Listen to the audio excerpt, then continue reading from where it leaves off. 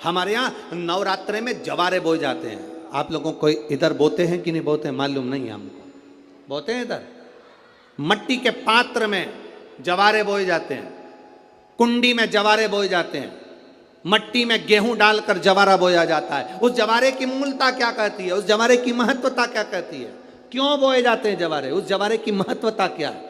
नवरात्रे में 9 दिन जवारे क्यों बोते हैं, उसको बोने का कारण क्या है? केवल कोई कहे कि हम ठाकुर जी को भजते हैं, भगवान कृष्ण को भजते हैं, कोई कहे हम तिरुपति बालाजी को नारायण को भजते हैं, कोई कहता है कि हम हरि विट्ठल को पांडुरंगा को भजते हैं, हमारे यहाँ हाँ हम इनको भजते हैं तो जवारे नहीं बोते। ना ना, पुष्टि मार्गी है, ठाकुर जी की सेवा करने वाला है, उसके यहाँ भी ये 9 दिन जवारे बोए जाते हैं। रामानुज संप्रदाय से जुड़ा हुआ है, नारायण की पूजन कर रहा है, उसके घर में भी जवारे बोए जाते हैं। पांडुरंगा हरि विट्ठल की उपासना कर रहा है, उसके घर में भी जवारे बोए जाते हैं। जवारे का महत्व हमारे यहाँ शास्त्र कहता है। क्या महत्व है उसका, क्या फल है उसका? महाराज, जब देवी माता ने दुर्गा भवानी को पंचायत में बुलाया गया, शिव पंचायत में मां दुर्गा बैठी हुई है, और शिव पंचायत में जब दुर्गा भवानी बैठी,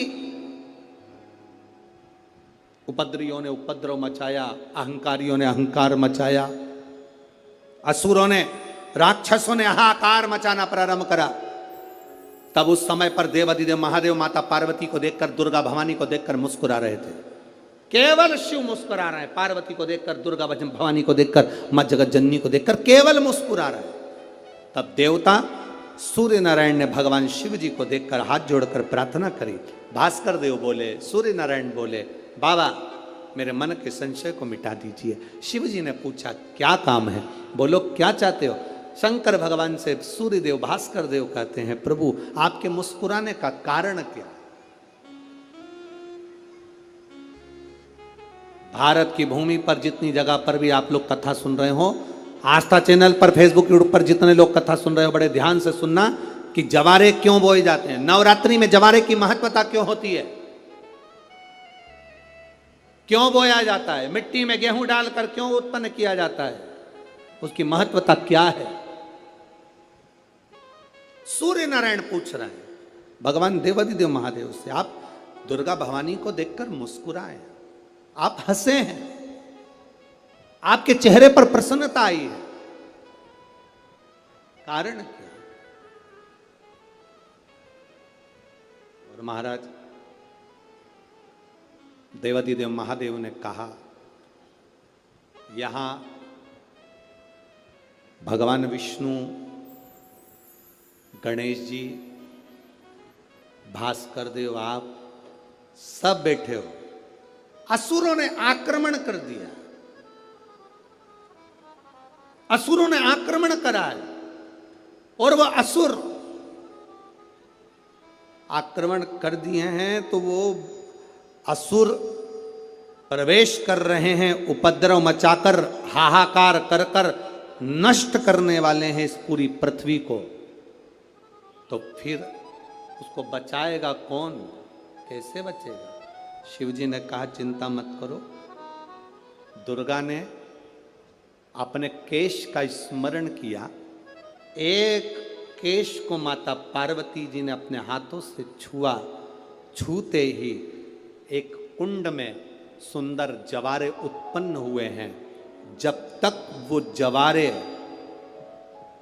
बड़े नहीं हो जाते, जब तक वो जवारे थोड़े प्रबल नहीं हो जाते, तब तक एक भी असुर प्रवेश नहीं कर सकता, हाहाकार नहीं मचा सकता और अंदर आ नहीं सकता। शिव महापुराण की कथा कहती है, जवारे जिसके यहाँ बोए जाते हैं, जवारे का, आप लोग कहते हैं कहीं पर देवी जी बैठी हैं, किसी के यहाँ मिट्टी की मूर्ति आई, 21 फीट की, 41 फीट की, 15 फीट की, 10 फीट की, 25 फीट की देवी जी की प्रतिमा स्थापना हुई। लोग कहते हैं हम देवी जी का दर्शन करने जा रहे हैं, दुर्गा जी का दर्शन करने जा रहे हैं। शिव महापुराण की कथा कहती है वो दुर्गा जी का दर्शन नहीं, देवी का दर्शन नहीं, नवरात्रे में जहां जवारे बोए जाते हैं वहां मात्र आप पांव रखते हैं, तो अपने घर में से क्लेश दूर हट जाता है, अहंकार दूर हट जाता है, अभिमतता दूर हट जाती है, तकलीफें दूर हट जाती है। जिसके घर में जवारे बोए जाते हैं वहां से अहंकार, काम, लोभ, आसक्ति, वासना, तृष्णा और दुख, तकलीफें दूर हट जाती है। तो जवारे का मूल का तत्व आनंद, सुख। महाराज उसको समझने वाला समझ सकता।